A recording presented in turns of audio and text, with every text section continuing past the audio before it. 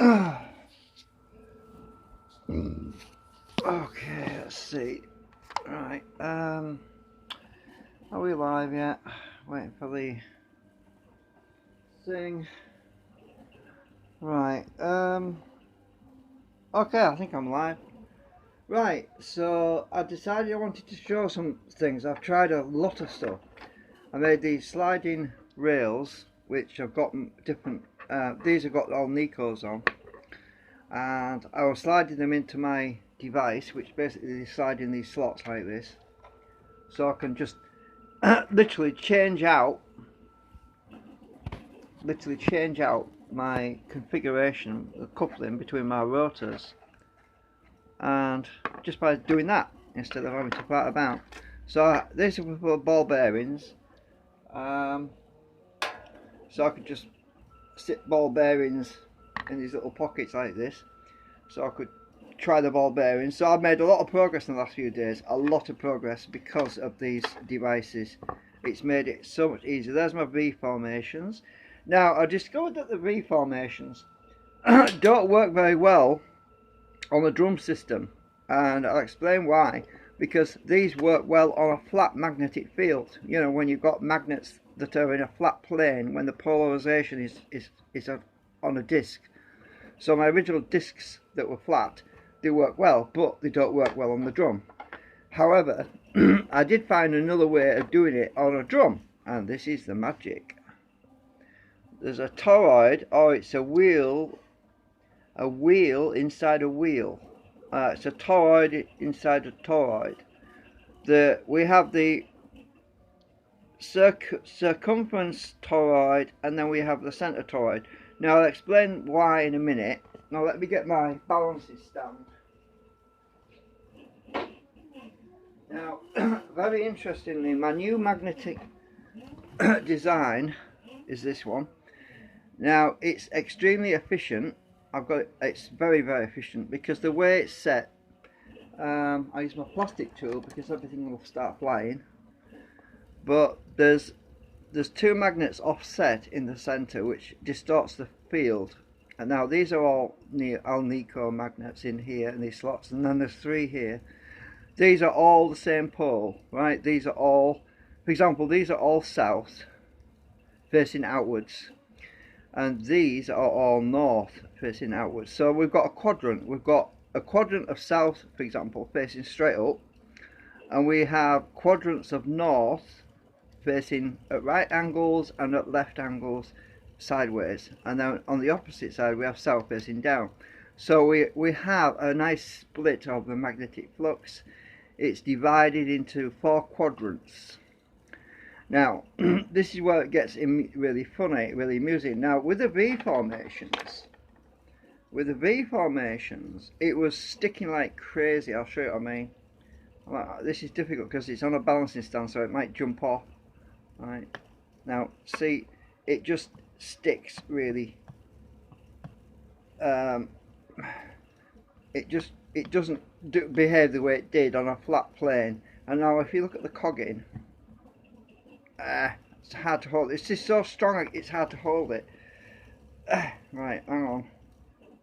Now you see the cogging there, where it's latching onto a particular pole. Now we can see what I mean. I hold it, that's the pole there. It's latching onto the pole, whereas before it was kind of wanting to go past. Now anyway, using the toroids, you put it so that the wheels basically, it's a ferrite core, by the way. This wheel is a ferrite core. It's not rubber, it's a ferrite core in the middle and a ferrite core on the outside. Now when I position this on my drum, now look at that, that's interesting. It doesn't stick to this particular pole, right? This pole here, right? So that might be a south pole, I'm not sure, I'll have to check it. But when I put it here, it doesn't attract to that particular pole. If I let go of the wheel in a minute, hang on, I'm holding it, you see, on my finger. Let's let go and see what happens. It goes to the intersection where the two poles cancel each other out. So what does that mean? Well, that means that if I can hold this without it jumping at the wheel, and it's not got a lot of it. If I hold it right there and I get my, we've got hardly any magnetic field on here at all, which is what I want. It's perfect. Now if I stick a ball bearing on the bottom of here, I don't know if it's going to jump at the wheel though. Oh, actually the best way to do this is underneath. I'll show you why. So if I lift this wheel up and stick this underneath, so that wheel is in alignment. Now what I need to do is get some blue tack to stick it on there, because it will fall. So I'll get some blue tack, stick some blue tack underneath like this, and stick my wheel, oops, knock the camera over, the phone over, sorry about that. If I stick this wheel, alright, wheel on the blue tack like this, I'm just wiggling it on so it's nice and tight. Now I've got blue tack under there. Let's put this ball bearing. Will it hold it? No, not at the moment, because it's in a neutral area.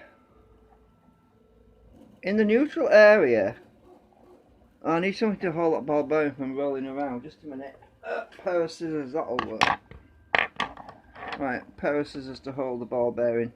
Now watch what happens. It's not picking it up, it's in the neutral zone.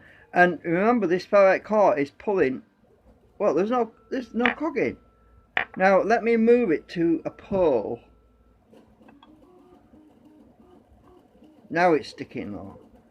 Now it's holding the ball bearing. When I let go, it releases. That is what I want. That is perfect. Now let's, you see, before, magnets attract, and we have normally a situation where the ball bearings would want to stick, but because I've got this balance, and the flux is enormous, I'll show you what I mean. Hang on a minute. Now my magnetic gauge, you remember this thing? Now watch the magnetic gauge. I'm going to spin this wheel.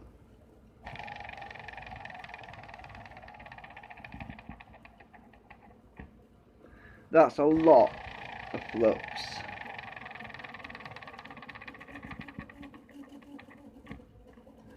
And just to show you what I mean, let's get this really big ball bearing. This is a really big ball bearing now. Well, in the neutral zone, it's not picking it up. That's in between the two poles. Now let's move it towards a pole. See, it moved the scissors. Do you see the scissors move? Right, neutral.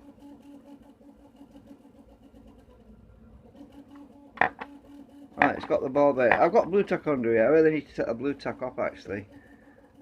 Just a minute. I pulled out my middle core as well. Just a minute. I had too much blue tack there. Too much. Don't want too much blue tack. Right. The reason why is the blue tack sticky as well. It interferes with everything. Right, let's get this balanced a minute. Right. Now we want it to stick to the ferrite core. Right. The field is so strong. Look at the scissors, the way the scissors want to go into the middle. Now let's move it to a flux pole. It doesn't want to stay on the pole, which is really cool. Right, I've got it on a pole now. Look at that. Now it's got the ball bearing. Look. Right. Now let's let it go. Move the scissors out of the way, because we need to get rid. We don't want the reluctance, but see how easy it is to turn that off. I mean, it turns easy. Put it back in the scissors. It's rolling away. Look at that. Scissors are dancing away.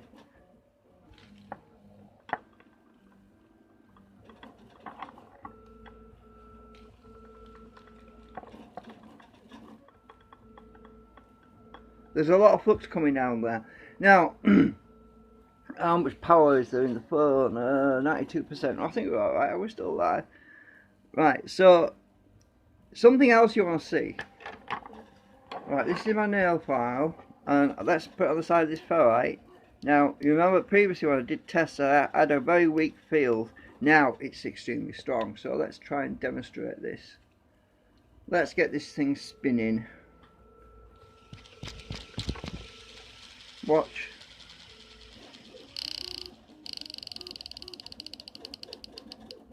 That is really, really moving. So I need the light, the torch. I need more light because I'm in a shaded area. That might help. Right, let's spin this.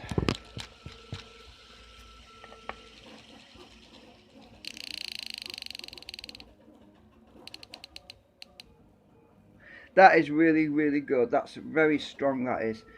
To give you some idea how strong that is, let's get my nail clippers I used to use previously. Now, at the moment, it's not picking them up because it's in a neutral zone. Except, the lot of actually it's clipped onto there now. There, that's a neutral zone. Now look, the larger the surface area, the more it's going to interfere with the way this works, by the way. That's the one thing, but it works well. I mean, it's easier to turn that off now, unlike previously. Let's check this spinning. That thing's dancing. Let's move it this way around. Right, are we watching? Let's spin it.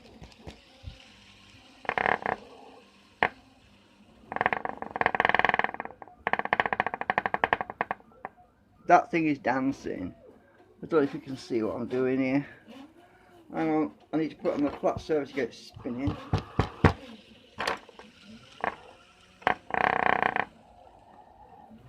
Oh, it's stuck on there.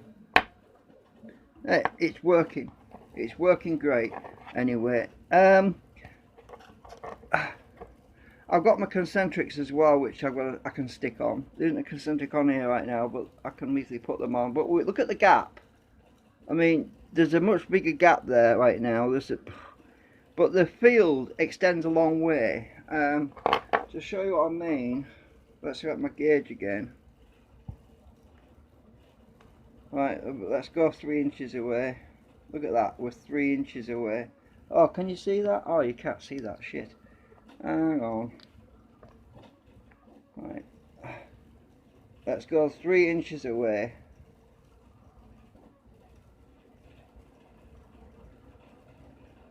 Ruler.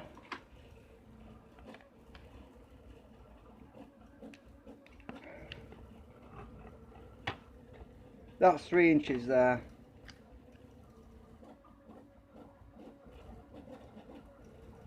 Ah, hang on a minute, I'm trying to get it lined up. It's hard to get it on camera. Well, it's 3 inches from the ball bearing.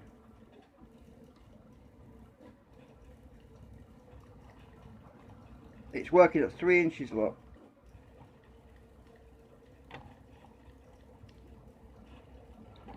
Right. Oops. Ah, phone fell over. Anyway, that's good. That is amazing, because previously I had to be a lot closer than that. Right, so torch. We don't really need that. Okay, it's everything's in the way. So anyway, the new design is really, really good. I can't wait to get it in the system and to test it. Actually, it'll be fun. Let's just spin it.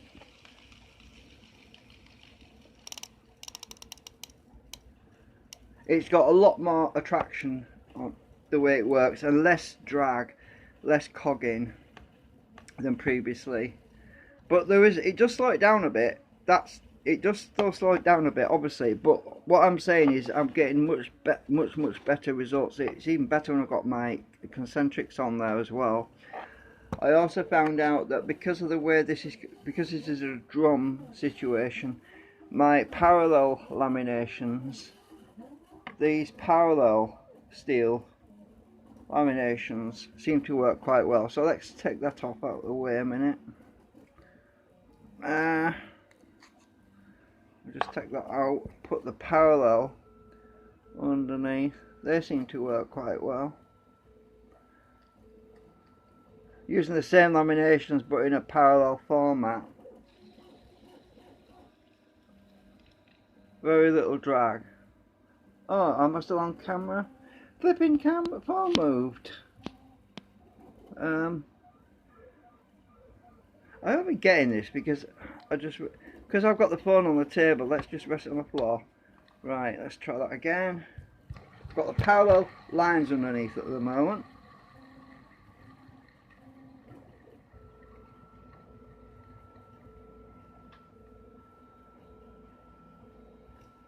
Very little drag on that, considering how much flux is coming out at the end. That's doing pretty well. That's with a parallel. Let's turn it so it's neutralised. It should fall off at some point. Actually, no, with the parallel lines it doesn't, but it's weaker. It works better with the donut. Oh, my ball. Where's my thing gone? My thing's got messed up now. I'm gonna reform it.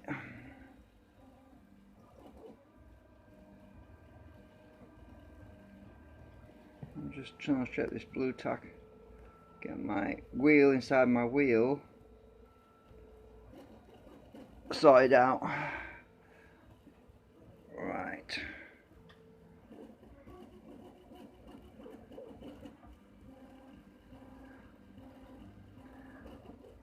I'm trying to get it so it's gonna stick.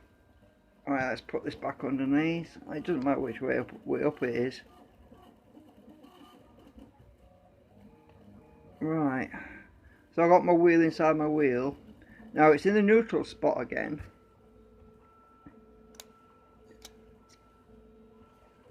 Ah, my thing's just popped out.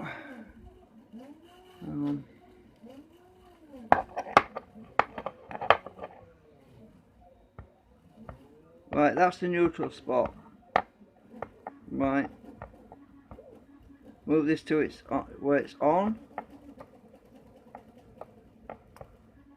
And it's actually on at that point there. Right. Neutral. Released. Yeah. It's a lot more fun. It's doing more than what I've had it do before. So, yeah. I'm sorry if I've not got all this in camera. The phone is just popped on the table against my paperweight, and if I tilt it too far back it falls on its face. Actually, come to think of it, I could put the paperweight on the other side. Yeah, that would work better. Duh. Right. So you can see what I'm talking about.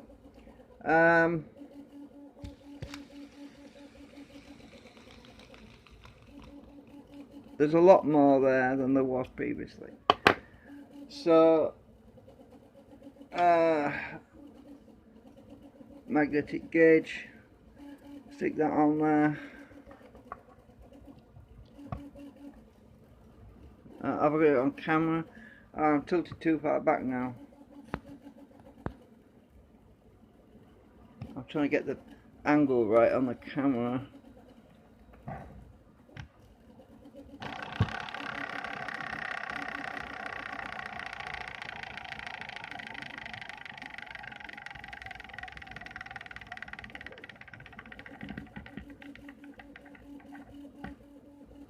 Yeah. So yeah, a lot less cogging on it, which is really good. But obviously remember there's magnets in here, so magnets attract. That's the equal opposite reaction we normally get from a coil. That's why I'm using other static magnets on this to balance it out, because another magnet against the magnet would basically be similar to the drag effect we get from a coil. So it's the same kind of effect we have. So that's why I'm using other magnets to test this. Obviously if you've got two magnets of south pole, that's the opposite reaction, isn't it? They're both pushing against each other, and yeah. So that's neutral. I'll just engage that field. And there's the ball bearing. That's really on. Let go. See? When I let go of the drum, it releases the ball.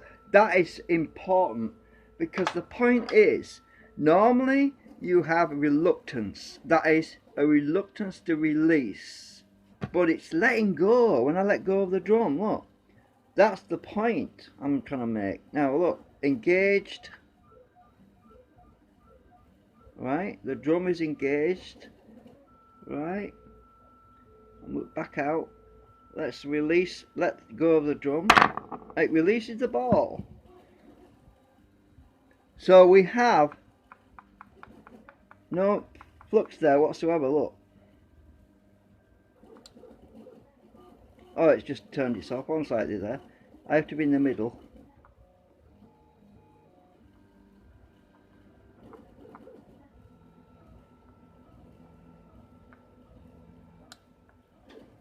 Oh, I haven't got this right in the middle anyway, but it's alright. It's very weak though, actually. It's very weak. That's the point. I've got my flux field distorted, so that this side is actually weaker. Look at that. That is really interesting. Look at that. This side is actually weaker than this side. Isn't that interesting? Turn this slightly. Oh, well, let's see if we get in the right position. It releases on this side now. Look, it's released, and we've got something a little bit on that side. Isn't that interesting?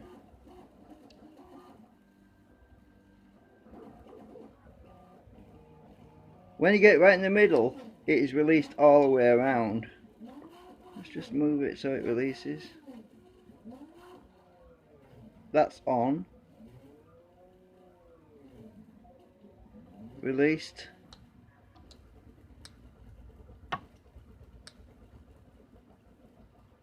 Released. There's about a millimetre difference between this side and that side. Right, when I move it, it's about that much difference between it releasing on this side, releasing on this side. That is really interesting, and that is useful. That is what we really want, because we want to be able to have it release without any drag on the system. And because when I let go of this drum, it's releasing, it's definitely working. Let's move it so it's engaged. That's engaged, so it should be quite strong there, and it is. It is very strong there. I have to pull it off. That is really on. Let go. I let go and it's released. Normally, when you have a magnet, what I'm trying to explain here is probably the point you're missing, is that normally when you have a magnet, it's not going to let go. So if I get I'm trying to put this thing somewhere. Normally when you have a magnet, right, let's get this magnet here, right, an ordinary magnet, right, just a tiny little magnet. Normally you have a magnet, it doesn't want to let go, right? That's the point, right? It doesn't. But the way it is on the drum, it wants to let go. That's the point I'm trying to make. So when I put it, so the drum is in that position, it's holding that ball bearing, and I just let go. It's released. Yeah. And that's what we want. We want it to let go, so that when it's spinning, we don't have reluctance. We don't have a reluctance to release the coupling that it's achieved, and that's what we're getting. Yeah. Anyway, I think that's it for now. I don't know what else I can show you until I get this thing built, because I've got another. I'm printing the new drums out at the moment, so I've got another 2 of these to print out, and I've actually made some changes. So I'm also going to be putting some steel strip between the 2 poles that run through the middle there, to actually shield. So I need to shield, and I was trying to think what I could use that was thin enough and not too heavy. And I have some battery tabbing, some tinned steel battery tabbing, and I'm thinking of using that to act as a shield inside the drum itself. And now I've been thinking about this the wrong way in some ways previously. It never occurred to me that I should put the screening on the drum itself. Mind you, I wasn't using drums before, I was using a disc system, so that's probably why. Hang on a sec. If I can find it.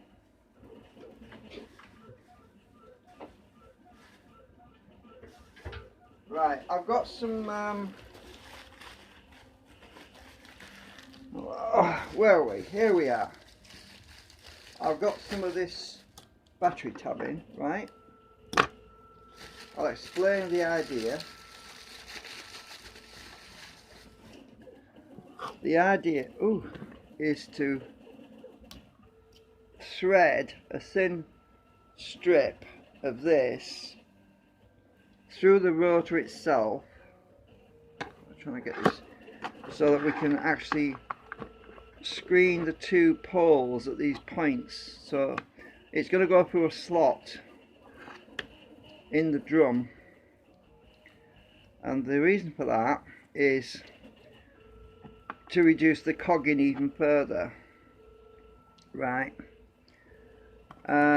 Let's see if that would work. I don't know if I can test it really. I'm printing out the new drum at the moment, and until I get the new drum printed out, which is going to be like another 6 or 7 hours, I can't really test it out properly because it's going to fly about on here. But I can use my static gauge just to test this. Look at that, how strong that is there. Right, and there's the neutral. So I'm looking to use the strip as an extra bit of screening, and it's hard to do it because I'm holding it in place. But once I get the new drum test printed, I can put that in and we can test it out, see if it makes any difference to screening it. I don't think I need mu metal. I need a flux conductive metal, which is what this stuff is. So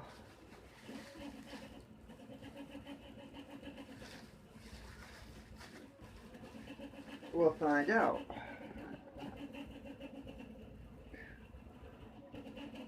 But yeah.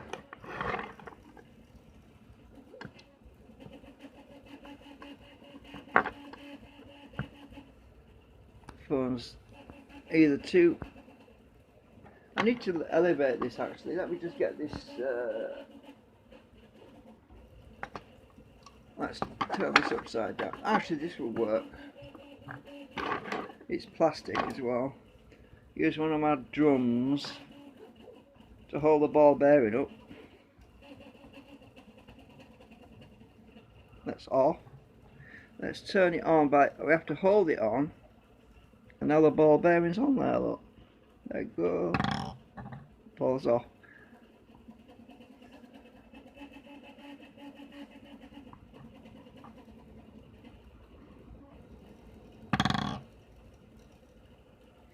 So, cool.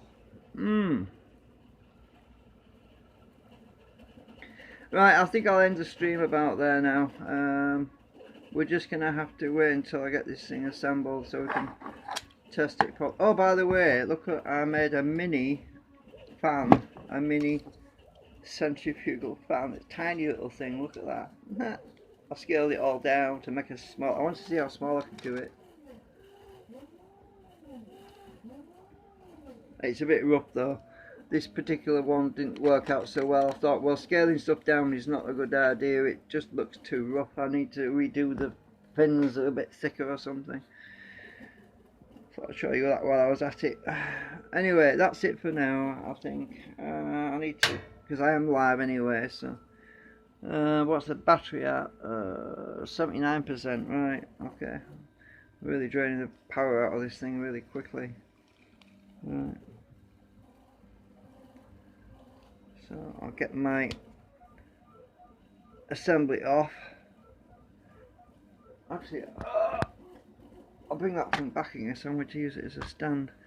Lifts everything up. Yeah, I think that's about it. So I probably need to order some more of this ferrite, this small ferrite, these baby ferrite toroidal things. Probably need to get some more at some point. I've got a few, but not that many, because every coil that I've got in the system will need one of these little. They're covered up right now, but they're basically the green ones. I've covered them with plastic, so they've got a plastic coating on them that was prevent me from crashing them into the magnets and shattering them. It just acts as a bit of a buffer there. I was also using for high voltage filters, so that's the reason why I mainly coated them with plastic. But yeah, so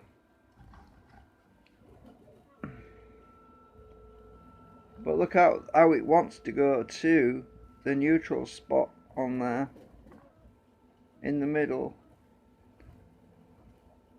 It wants to go to the neutral spot, not the actual main field, and it doesn't stick very much to the main field.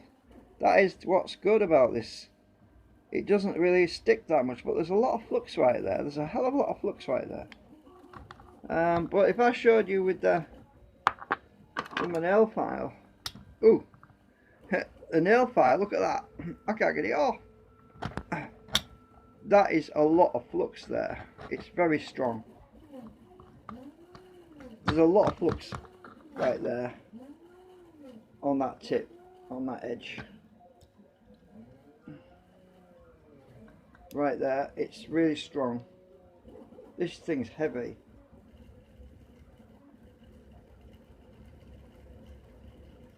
Very heavy. It's all, I'm pulling all the weight of the magnets on there.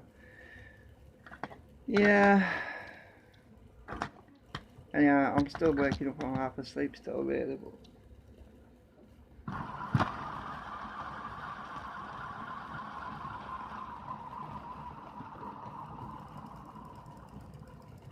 Ooh.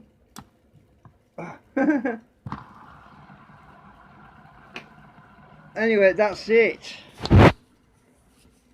So here's my bubbleator so far with the previous drums that I put in, and yeah, I need to swap them out, put the new drums in when I get a chance. There's enough room. I've made these bigger so they will fit in there, but at some point I might have to make this thing, the ends, I might have to expand it slightly, you know, make it a bit bigger. I don't mean scale it up. Well, scale it up is probably one way, but if I scale that up, then I won't be able to use the existing magnet holder, sorry, the bobbin holder brackets. So I don't really want to scale those up in size. I just want to make them further apart. So I'll probably scale outwards my my stands, but I won't be scaling the actual size of the bobbin holder brackets.